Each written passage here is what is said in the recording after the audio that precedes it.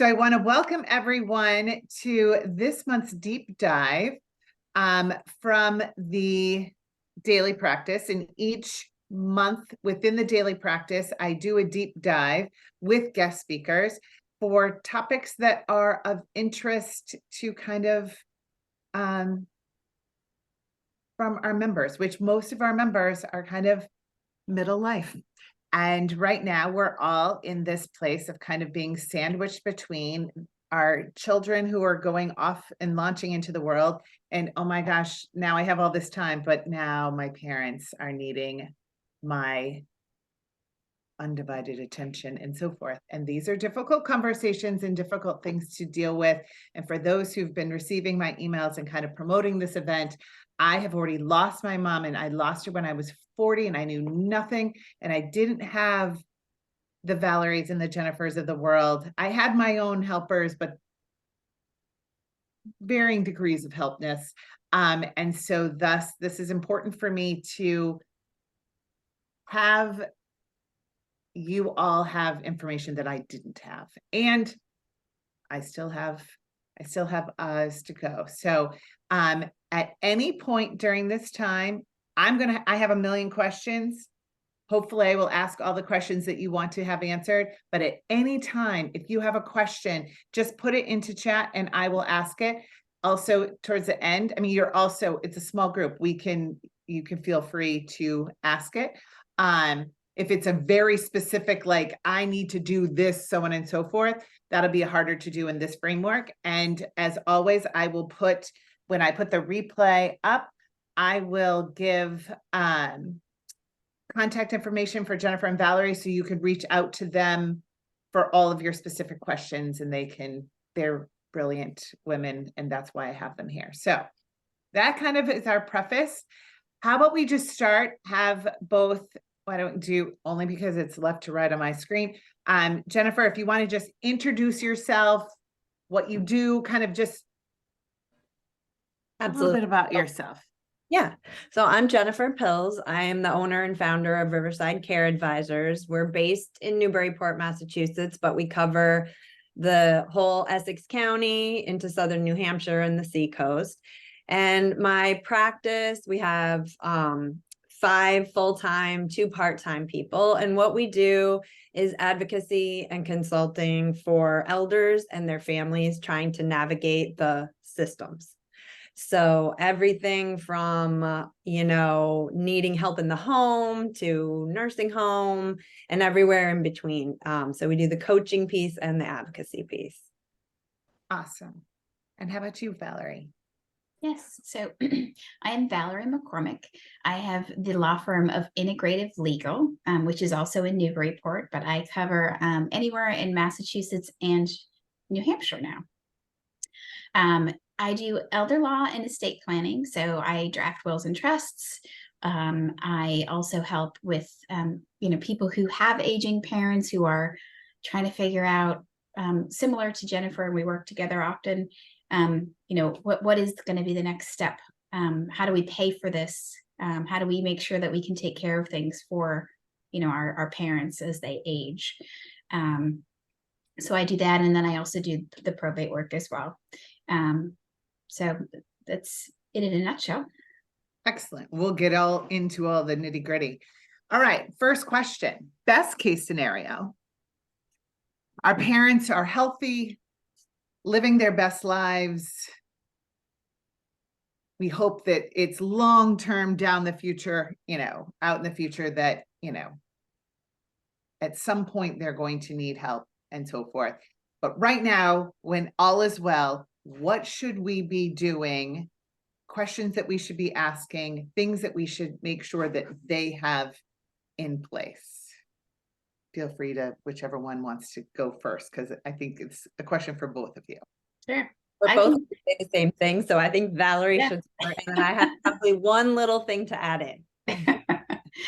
Well, I would say anyone from 18 to 81 and beyond should have an estate plan in place.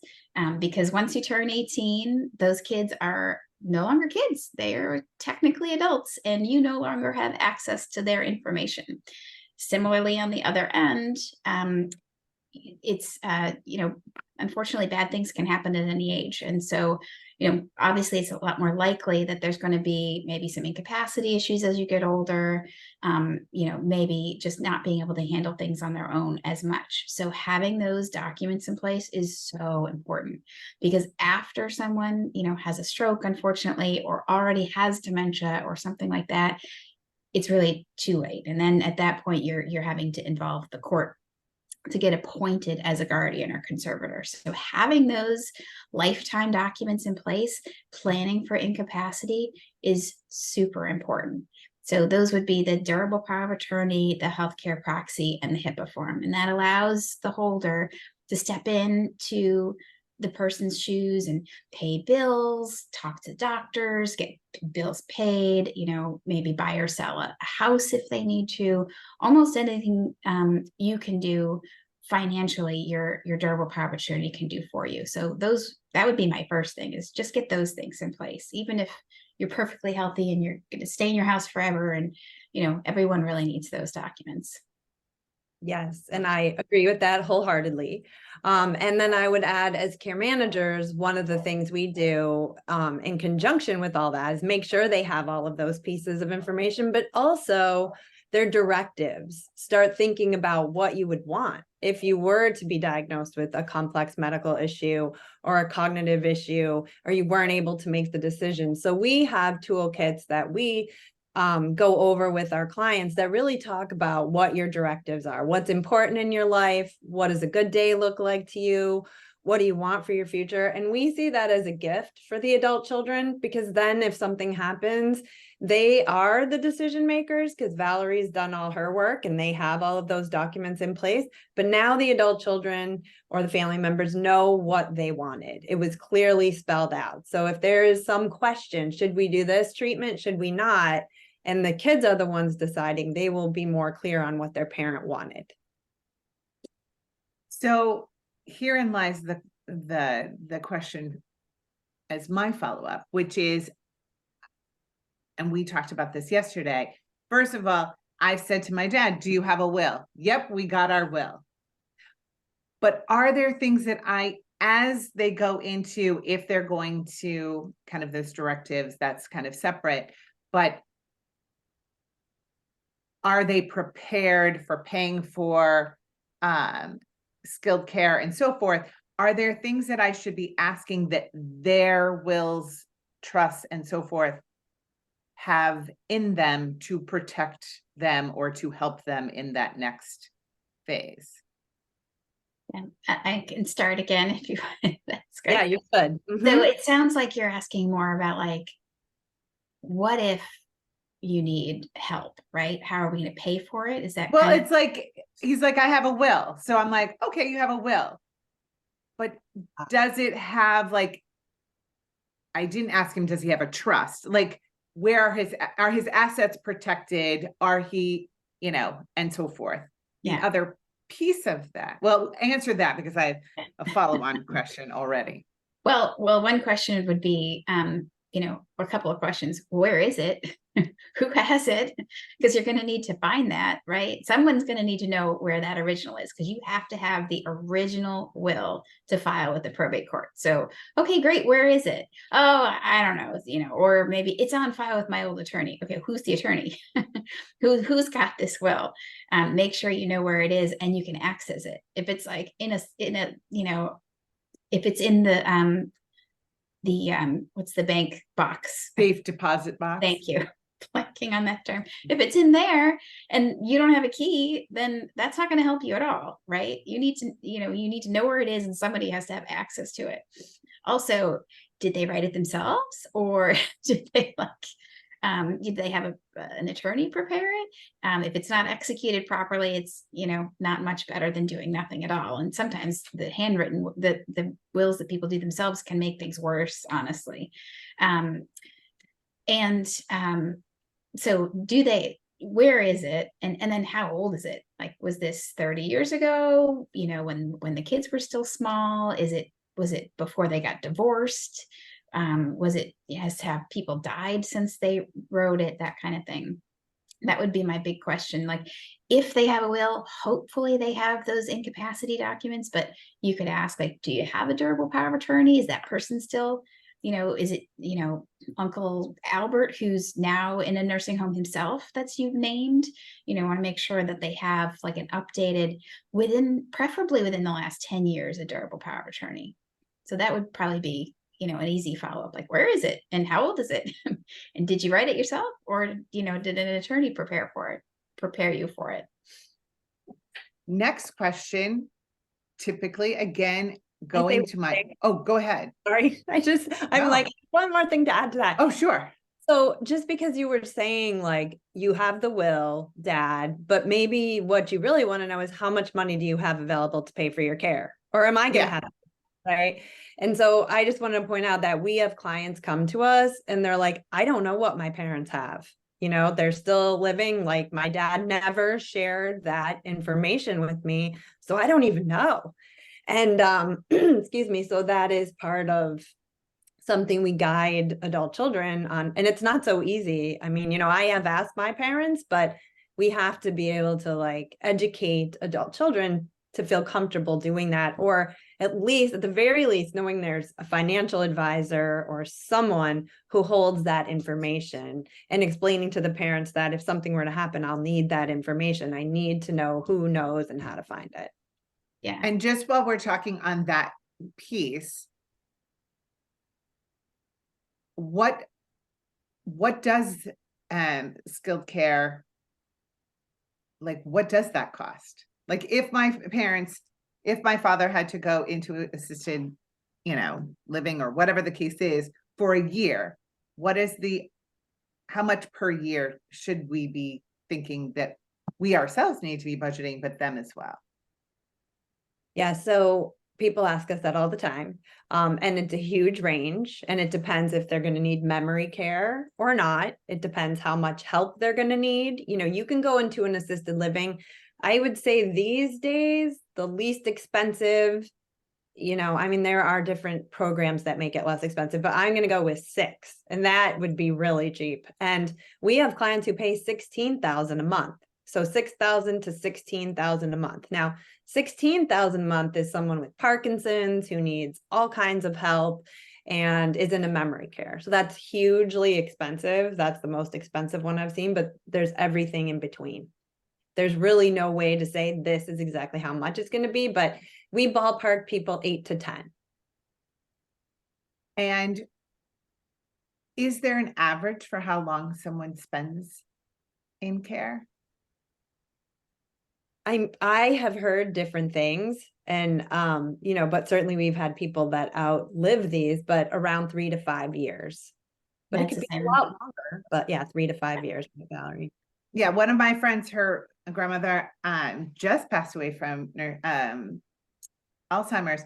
She was in nursing care for 18 years. Yeah, there are definitely exceptions. And so and that's where, like, I mean, that just hurts my head, like, in so many ways. Okay, going back to my follow-on question on the will. My father is remarried. So I'm pretty sure his will says everything will go to her if I die first, and everything will go to him if I die first. But then there's that, like, then when they go, like, have they looked on beyond that? And this is my own question. This is me being selfish and being able to ask these questions because I've invited you here. But how do divorce, like, how is there a will kind of like what I want for my children, even if I die first? Does that make sense? Yeah. So that's probably for me more so. So what you're really talking about is a trust, essentially. Often when we have people who have second marriages and they want to make sure that their children from the prior marriage are cared for, we will create a trust, because you can leave gifts outright to your children in a will, certainly. But if you were, and you can say, if my spouse predeceases me, it will go to my children. But there's nothing to stop, dad dies, everything goes to second wife. second wife decides when she dies, everything's going to her kids. You know, it happens. So really the way to safeguard that is to create a trust. And you could do a testamentary trust, you know, trust within your will, or you create it during your lifetime. And then it says, you know, maybe it gives, you know, second wife, you know, access to it for health, education, maintenance, or support. Maybe it just gives her income. And then anything remaining goes to my children. Excellent. Groovy. All right. So now, worst case scenario. All of a sudden, oh my gosh, my parents are not well and they have to go into, they need to be taken care of and so forth. Is there even a best case scenario, Jennifer? Like, it's not like we can make, it's not like you buy a plot at the, you know, at the cemetery and I have it ready for me when I need it. It's not like we can go shopping for care before we need it, correct? No. Well, no, because you don't know exactly what. I mean, you can look at assisted living or continuing care retirement communities. Let's say that, right? Yeah. But if your parent, we're worst case scenarioing. So if it were best, yeah, they would have already. best case. But okay, so worst case, your parent is in the hospital. They fell, they broke their hip. They can't go back home. You were like, oh, I really don't think home is the right answer ever, because she was already declining and she can't manage the house, and you know, she won't accept help. So I need to go to an assisted living. So then, you know, then that would be the time that you would go out and find out who has availability. And it's kind of based on that. So then is when you would go and, you know, tour and see these assisted livings and see who has availability. It's a lot more in depth than that, but that's kind of worst case scenario of where you'd be. But I don't know specifically what you're asking. No, you know. that's, you know, that was in the best case scenario. It's like, yes, we can prepare ourselves with our documents and so forth, and we could at least know what's in our area, but it usually going into care is kind of a worst case. Like, it's not like in the future, it's, we need it now. So it is kind of an availability situation. Yes. Is that something then you help them find? Like, yes, everyone is on their own to do all of this, but then they can have someone like you that's helping and facilitating that process. Yes. And what do you look for outside of availability? Right. So we would look for, I mean, for us, we look at how much help they need. That's really important, because no two assisted livings are alike. And some, if we're talking assisted living, you know, so how much help do they actually need? And then how much money do they have to pay for their care? I mean, those would be the two biggest questions. And, you know, what are their diagnosis? What does the prognosis of those things look like? Like, is it Alzheimer's? Because then we can kind of project out. Is it cancer? Is it something cardiac? Is it, you know, something that's going to have a long, slow decline, or something fast? So we look at the medical, you know, what is actually going on with them medically, what they're able to do for themselves, and then how much they have available for their care. And does any insurance, like if they are, you know, they've had a fall, they go in, they're needing rehab and they're just going to stay there, does normal insurance cover any of that? Or is that all out of your own pocket? It's covered by insurance if you have Medicare or other insurances. The rehab part, that's covered by insurance. I would say something to note is that people think they could be in rehab for, you know, and technically in Medicare, you get 100 days of rehab. So people, you know, clients will go in, my mom's going to be there for 100 days. I have time. That very rarely ever happens. It's usually 2 to 3 weeks tops that you get on your Medicare days for rehab. And then from there, if you're going to long-term care or assisted living, if you have the money, it's private pay. If you don't have funds and you're staying long-term care, then it could be Medicaid. There's in-betweens in there, but that's the general. Right, And Val? then, yeah. On that. Yeah, no, I was just going to say, as far as like the payment piece for that, you know, if we're assisted living is different. That's not Medicaid. Medicaid's the one that I do the planning for, and you can do pre-planning because it's a 5-year look back. Basically, you've got 5 years. You pull out your crystal ball, and anything you're going to do, you do 5 years before you apply for Medicaid. But there's emergency planning too that you can do. So you can still, you know, if dad needs the nursing home and mom is still at home, there are things that you can do to try to preserve some of those assets rather than everything being used to pay for the nursing facility. So, and that's one of the things that we were talking about when we were talking yesterday is there's this piece, and I remember like when my father's parents, they had a farm and they put that all, they like protected that so that the farm didn't get all depleted in the care that they were going to need and so forth. Also don't think it was done well because in the end it did eat into that. So again, I don't know how well that was, but you were talking both yesterday that we have this thought, like if we protect our assets and we put them over here and then we have Medicaid, then we're not paying out of pocket, like Medicaid is paying for this amount and so forth. And can you both elaborate on the two sides of that? Well, that seems like a great plan. I get to keep my money and someone else pays for me to go into care, how that not necessarily works to our advantage. Yeah, I think, and Jennifer can elaborate more on this, but I think that generally it's better to be applying as a private pay. And that's kind of all I'll say about that. And I'll let Jennifer speak more to that. But Medicaid doesn't pay for everything. So kind of as a general ballpark figure, you know, we were talking about like how much money do our parents have? We don't know, right? Maybe they're going to tell you, maybe they're not. But if someone has, you know, here in Massachusetts, it's expensive, right? You can only have, the applicant can only have $2,000. The community spouse, the person that's going to stay in the house, can only have like 140,000. So that's not a lot of assets. So generally, I say if you've got like under $1 million, you're probably going to be applying for Medicaid if you need a skilled nursing facility.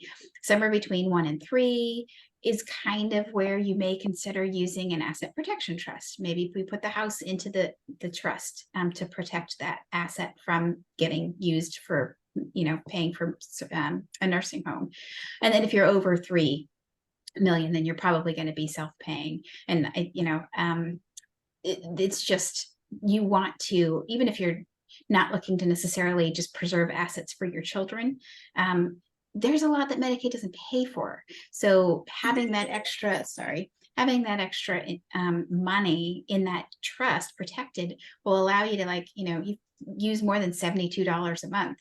You know, if you need extra medications that aren't covered or some kind of therapy that's not covered, and probably a lot of things Jennifer could tell you about, that if you have that in the protect the trust, then you have that extra money to use for those things that you need. So it's not just about, you know, getting away with something, not paying for Medicaid. It's literally like paying for all the stuff that they're not going to pay for that you really are. That's going to make the last parts of your life more, you know, more enjoyable or more pleasant.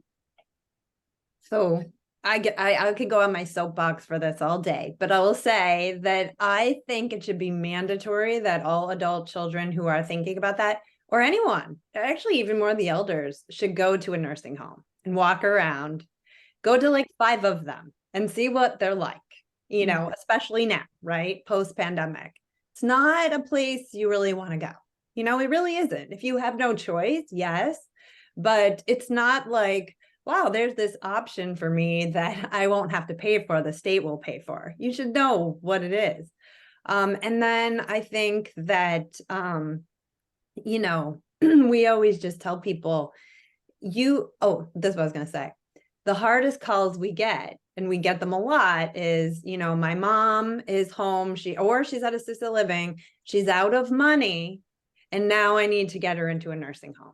She has no money, but I need to get her into a nursing home. It's like next to impossible, because nursing homes get more when you privately pay. So they don't want to have someone come in. I mean, they will take them sometimes, but it's very hard. They want someone to come in either on skilled rehab benefits because they get reimbursed more that way, or private pay, and then eventually go on to Medicaid. But trying to get someone in a nursing home who's already on Mass Health or Medicaid or pending is really hard. It's one of the hardest things we have to do. And we tell people who call us, we can make the calls for you, but we can't make any promises. So what happened? Like, so then they end up, you get to a facility that isn't a good, I mean, there's clearly different levels of care and niceness of facilities and so forth. So thus the less money, it's like if you're going to a hotel, the less money you have, the less frills and so forth you're going to get and so forth. Yeah. And you know what, if they're in assisted living, they may not qualify medically for a nursing home either. So if they're just out of money, Yeah. what do you do? I mean, at that point. Like so give me a few examples of what happened when this happened. Like, what are some of the scenarios? I think what ends up happening, I can give you one of our most recent, it's really extreme. So the father was living with the children were taking care of him. He had dementia with behavior. So he would get really aggressive and, hit them and swear, yell, all the things. So he went into the hospital. He ended up in a geri-psych, which is geriatric psychiatry floor of a hospital, which happens to a lot of elders with these kinds of behaviors. And he was there and they got him where they thought he was stable. But the kids said, we can't manage him at home anymore. We can't take him. Like he has, he's like, I'm getting divorced over this. Like I can't. And so the hospital was like, you have to take him home because he had no money. And so they were trying to get him into a nursing home, but no nursing home would accept him because he's not even Medicaid pending at this point. So it was a nightmare, but I will tell you that we finally just got him somewhere, but it was an assisted living, which is a whole nother story. But there was no place that would accept him. And the hospital was all over our cases, every single day. Like, we can't keep this man. He, this is too expensive. He is not acute level. So the hospital really ended up footing the bill, for a lot of it. But it was very stressful on the family because the case managers were yelling at them, yelling at us, like, you have to take him home. And we were there to say to them, you don't have to say yes. He doesn't have any money for them to go after anyway. So just stay the course. But that's really one of the worst case scenarios. So if you decide to bring your parents to live with you, God love you all, where this is the benefit of living 1,700 miles away. What care can you get? And again, is that private pay and so forth? Like, how does at-home care work? If they're not medical, like, there's like when my dad had quadruple bypass surgery when he was visiting me once, and then nurses came every other day for like 2 weeks and so forth, because he needed, dressing care and so forth. But I'm assuming that's different than I just need a break from my parent or I need help with bathing. There's all these things. Like, how do you make that decision and what goes into that? Okay, well, let's start off best case scenario. There's plenty of money to pay for care. Then you would hire private duty company that can come in, this day and age in this area, they say they have a 16 hour a week limit, a minimum. So you hire somebody 16 hours a week, it's in the $35 an hour ballpark, and you have a company and a person. It's, it's a lot more difficult than that sometimes, but let's say, we can pay for private care. Then I don't know how much you want to get into this because Valerie would be able to too. If there's no money, Then there is community Medicaid, you know, where you can get help in the home, Medicaid, some private duty help that's contracted by Medicaid or through the age span or the area aging agency, the ASAP programs, they call them, where like around here, it's called age span. And it used to be called Merrimack Valley something. Now I'm forgetting the name. Maybe you remember, Valerie, but it's age span now. And it's that is sort of like the low income. You can get help maybe on a sliding scale to come out at a reduced rate, but that's income based. And there are other programs that are available for, you know, especially for the low income seniors. There's, you know, you can get tax rebates from the town if they're living in their own home. There's Meals on Wheels available. There's something called a Frail Elder Waiver, which I don't really know all the details of that, but it's another program that's available. You know, there's a couple other programs I think that because it's less money for them, they don't have to pay as much if the elder is in your home. So there are, you know, a good amount of you know, things available for Incentives to keep people. Yeah. There's Because- another one too that some of my clients use, and Valerie would be familiar with this too, is let's say you, Janessa, bring your father to your home and you are going to be the primary person caring for him. You could become his personal care, his PCA, or there's other programs where you would get paid to care for him from the state because it's less expensive, right? It's a less expensive alternative for the state to pay for him to be in nursing home than for you to take care of him in your home. So you could draw upon, it's much more legally complicated than that, but you could get paid to take care of him in your home. Interesting. Are there other factors, like when you're working with, you know, with families on choosing what type of facility? Is there ever like, should we keep them at home or should we have them go? Or is it always like, I want it all one way or the other? I mean, yeah, they always want to know, should we keep them at home? You know, and I think if I were to wave my magic wand, everybody would stay home. Nobody would go to an assisted living or a nursing home because home is best. But we tell people all the time, if you have the money, you can stay home, you can age in your home, you can pay for care, you can live there until the end of life, unless you have a diagnosis like a dementia or other behavioral cognitive issue where you resist the care and you say, no, you know, we have clients who resist care. So we could set them up 24-hour round the clock, but they call the police and say, there's a stranger in my home, you know, 911, come get them out. And then they can't stay home anymore. So, you know, it's the cognitive impairments, sadly, and the dementias that make it, you know, really hard to stay in the home. And would you say from your experience, at least in this area, are there more elderly needing space than there is space available? Like, is there going to be a reach a point where it's at capacity? For low income, it doesn't seem to be the case for private pay. Right, Valerie? Yeah, I would agree with that. Yeah, anytime you get any of the low income programs are usually obviously, you know, the first to go and harder to get to come by. Yeah. Yeah. And one thing too is if let's say maybe for now, mom and dad, or just mom or just dad are like, they're okay. You know, they maybe they can't quite live by themselves. And I've got a lot of people who are either contemplating this or have had mom or dad move into the house with them, you know, and they've got some money. You know, maybe they're afraid that they don't, you know, that all of that is going to end up going towards nursing home care.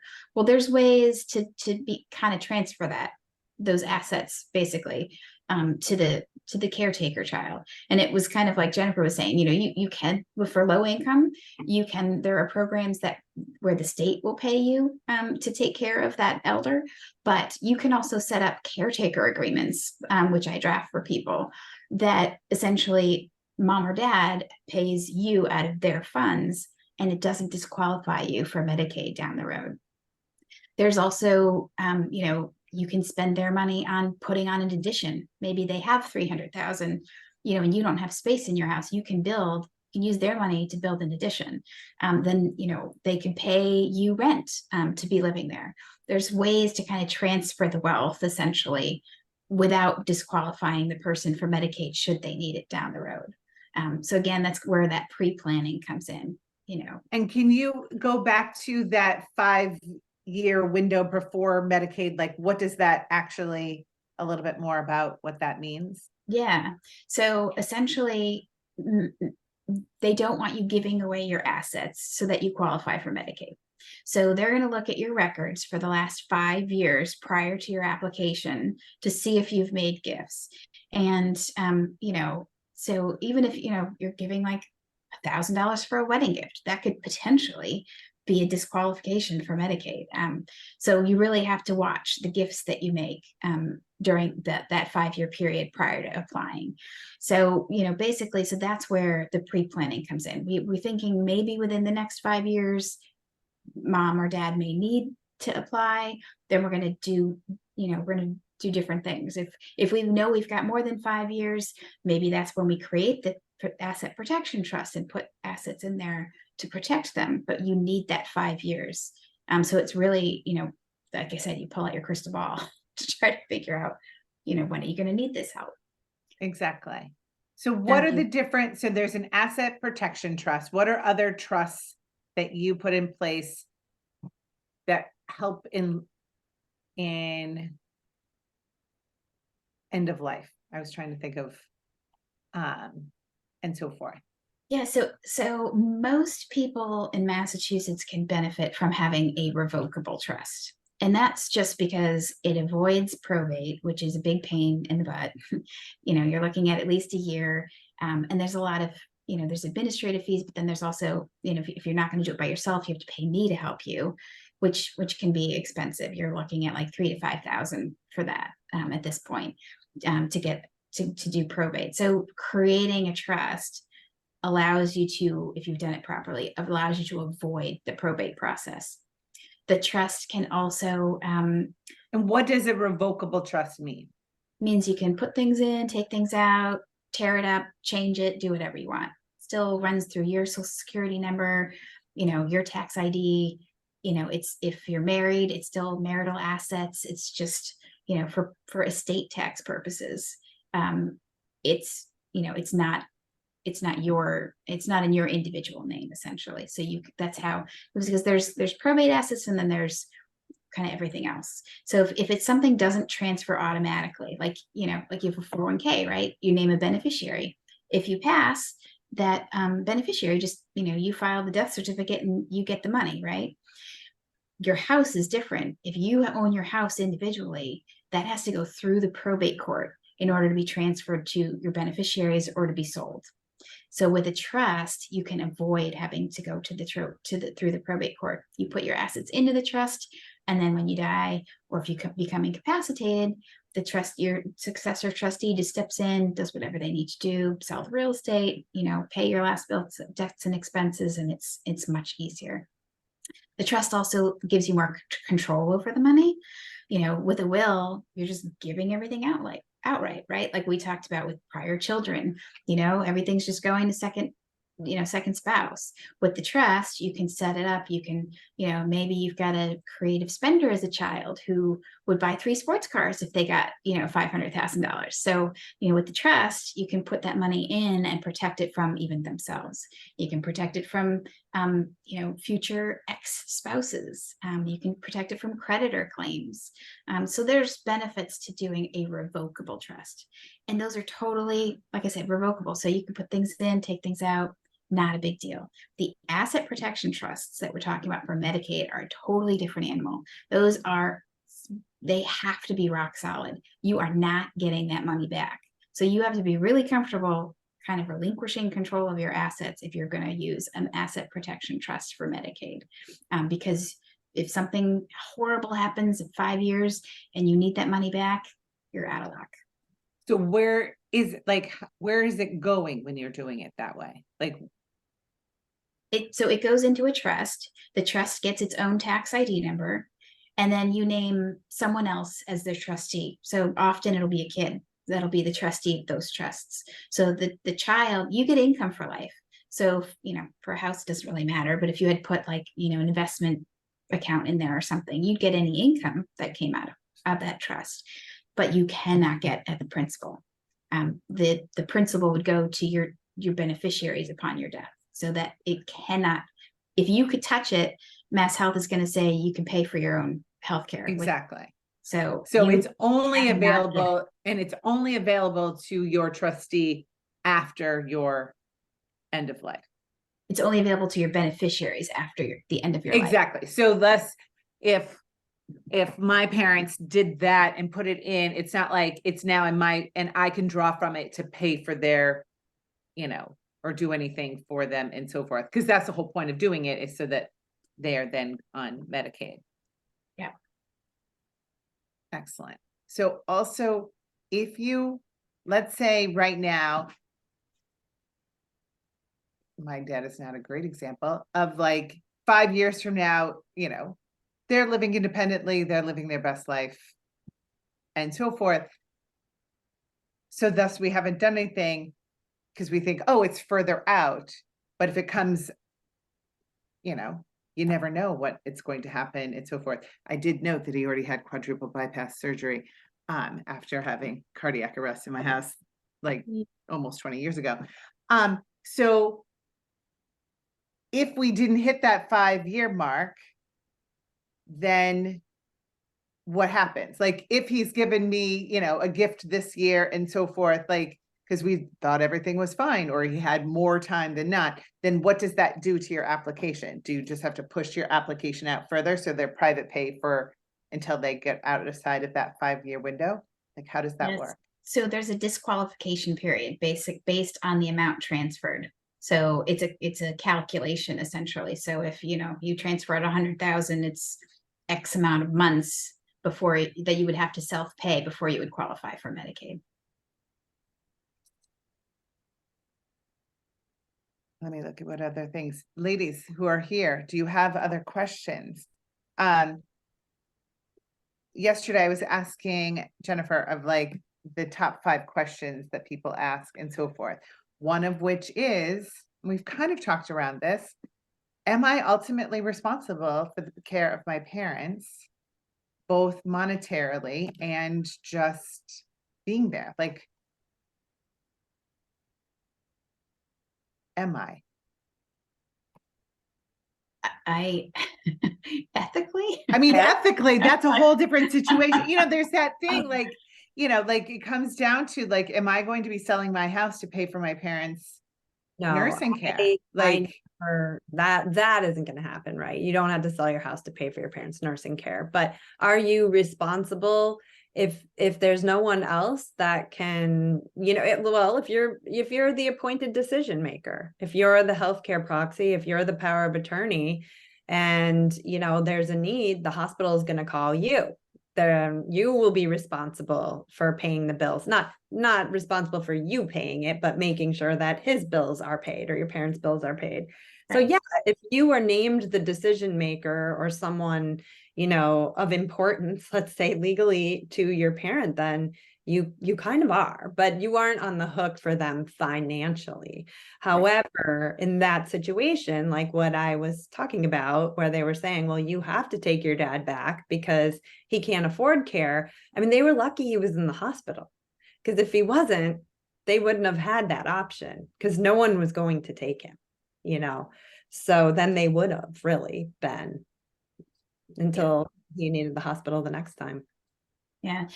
So financially, no. I mean, the only person that's financially responsible for paying for another person is the spouse. And even that there are ways, some people get divorced. It's actually a tool that we sometimes use to avoid having to, pay for Medicare. You can do spousal refusal. That's usually more granted in a situation where maybe you've been separated from someone for 20 years. you can show that you've not been living together, you don't share assets, that kind of thing. But that is another tool. But essentially, the only person responsible, living person, is the spouse. Now, the estate, if there were money, if someone passed and then there was money left over, then yes, that money would have to go to pay back Medicaid if Medicaid was involved. Yeah, and in the case that I was giving you the example of, the hospital caseworker who was desperate to get him out was telling the son, you will have to pay. And so we were like, no, it doesn't work that way. He's destitute, but they were being threatened. Yeah, you do have to be careful sometimes with certain facilities. I think if you sign, like if you did like co-sign something when you admit someone, then you may be on the hook for that. So I would say before you go into, before you sign any contracts with any type of assisted living or senior center, anything like that, talk with a lawyer or with Jennifer or somebody, because you don't want to end up being on the hook for that. Exactly. All right, now. Oh, sorry. No, go ahead, Donna, go ahead. And I couldn't get it into the chat. So I'm familiar with what a lot of you guys are discussing. I have unfortunately hit a roadblock that I think I can't get past it with my mother and her care. I do have durable power of attorney. I am the healthcare proxy. And she had a very bad fall.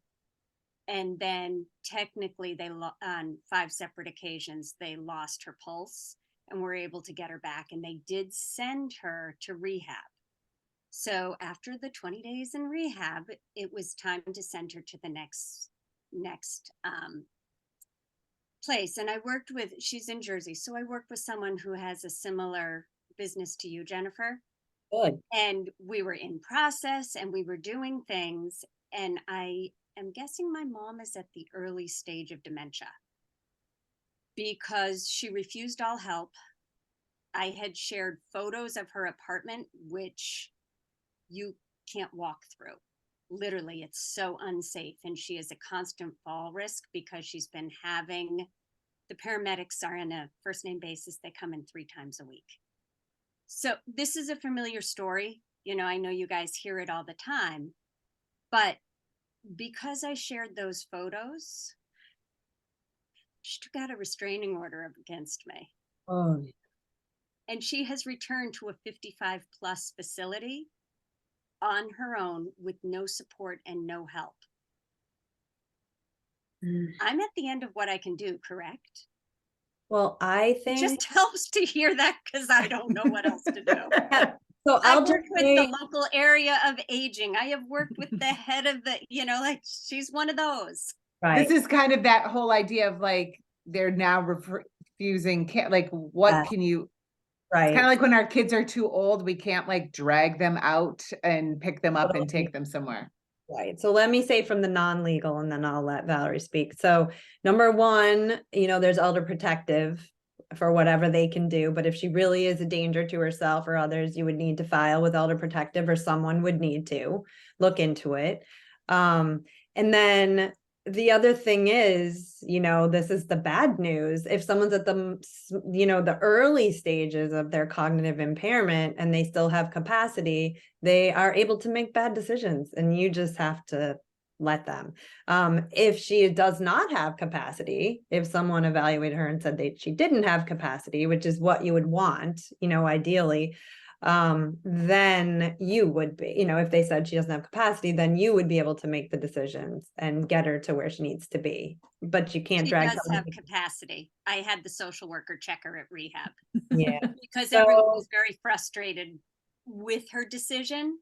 Yep. But again, it's her decision. That's right. It is. If she has capacity, you just kind of have to follow along and let her. And she fell last week and broke her back. Yeah. But it's, what do you do? Is there anyone she trusts? Hmm? Is there anyone she trusts? It was my aunt, but she she filed the she accused my aunt of stealing from her and also filed a restraining order against her. We had moved her down there so I could go back to work because it was literally sucking me dry.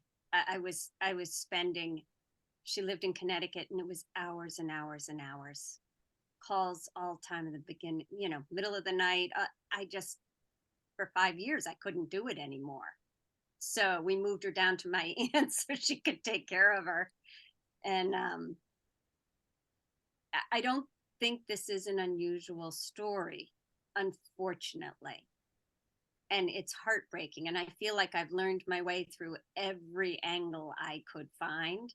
I have found a support network where I could have someone come in, but she won't pay down her assets.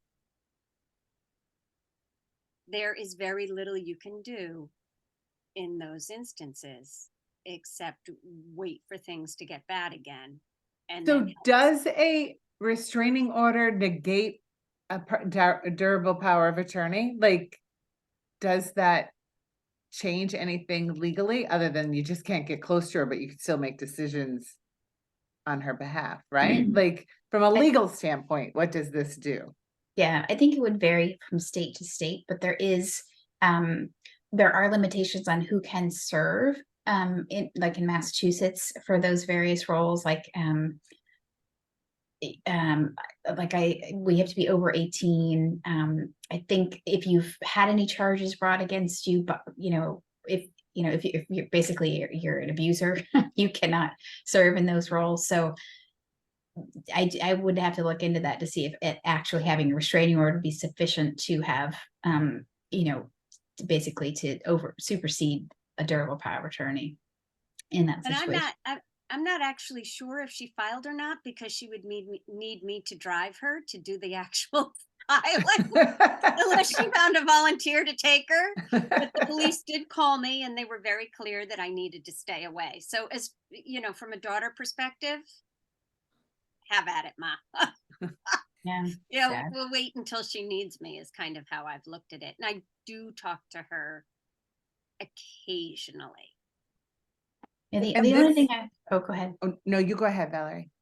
The only thing I was going to add is that, there are, we talked a little bit about guardianships and conservatorships, and that does require a loss of capacity essentially, but you can get limited guardianships and conservatorships. So maybe, or special, I don't know what they'd call it in New Jersey, but there may be that, maybe they'd allow you to take over finances, but not, or maybe healthcare decisions, but not finances, or something where you could maybe do some good. But again, if there is actually a restraining order, you may not be the person that is, would be appointed for that anyway.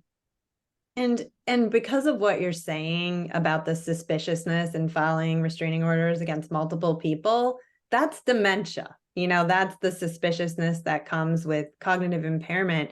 And the one thing to know, if it makes you feel any better, is that dementia is progressive. So it is going to get worse, unfortunately.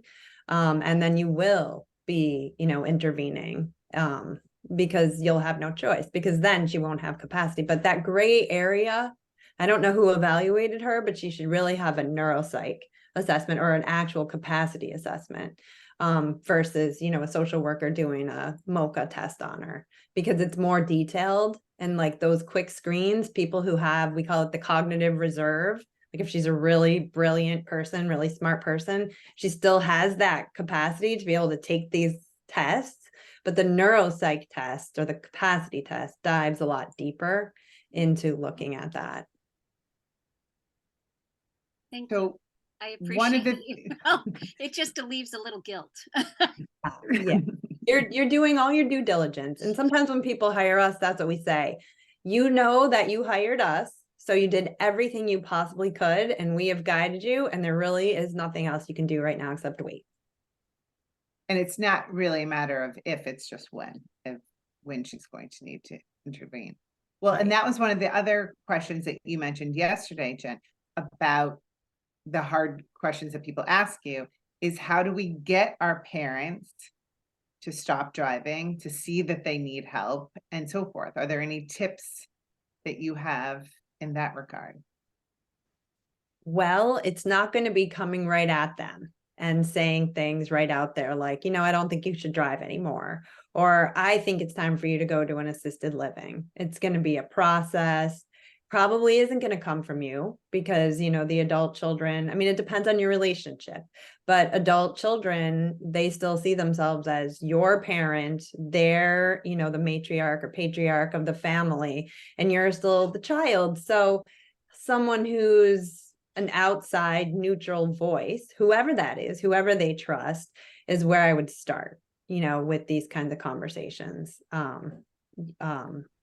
So yeah, that's what I think. All right, we have just a few last parting words of wisdom from either of you, or both of you, Valerie and Jennifer, of, if nothing else, do this. Like, what's the last thing you want us to think about? I would say there is help. You reach out, it's a really tough situation, and just get help. Whether, I offer free consults, there's always someone in your area that can, there's services available, that a lot of free services are available, and counseling and stuff. So just reach out and do a little digging and homework, and you will find help. I agree. And don't put your head in the sand. I mean, my in-laws, my husband and his siblings had a really hard time. They were like, it's never going to happen. And, here's me like, oh my gosh, it's coming, you guys better plan. And they didn't.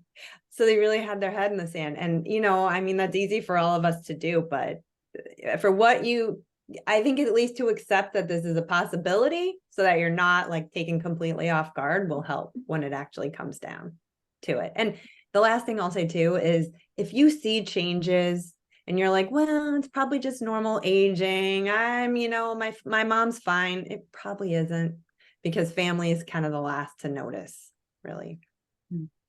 Oh yeah, I would say I have an uncle that is now in full memory care, and I would have told you that he needed it 10 years ago, and my the aunts and uncles that live close by were like totally blown away when they finally came. I was just like, I don't see how you don't see this, but we also don't see what we don't want to see.